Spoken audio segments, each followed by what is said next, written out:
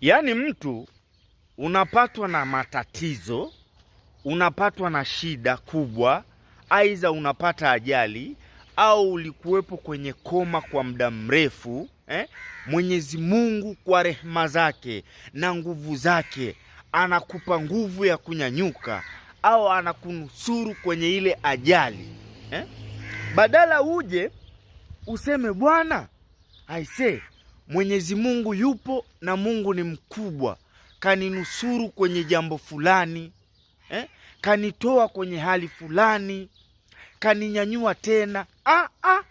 Mtu asemi hivyo. Tena unamkuta kachachuka, ajulikane yeye ndo anamjua Mungu vizuri, ajulikane yeye anamshukuru Mungu sana, kachachuka chachu. Unamsikia tu.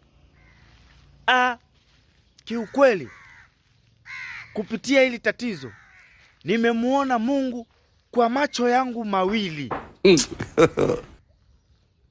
Wewe umemuona Mungu gani? Yaani Mungu umemuona yuko vipi? Wewe umuone Mungu kwa macho mawili. Musa mwenyewe alisikia sauti. Wewe umuone Mungu, wewe ni nani? Umemuona wapi?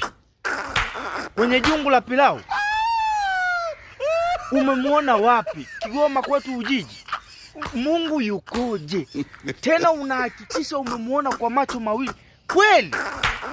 Huku sikuzua taharuki. Wewe umemuona Mungu kwa karima ipi uliokuwa nayo wewe? Mungu yupi? Umemuona Mungu au uliona nungu? Hebu fafanua, Mungu gani? Umemuona Mungu hiyo? Umemuona Mungu hiyo? Which? Eti nimemuona Mungu kwa macho mawili. Macho gani?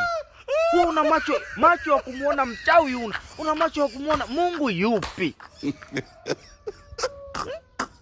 Mungu wa wapi? Mungu wa nani? Ni huyu Mungu tunamsoma kwenye vitabu ndo umemuona wewe? Ana sura ya wewe nani? Wewe umeona nungu?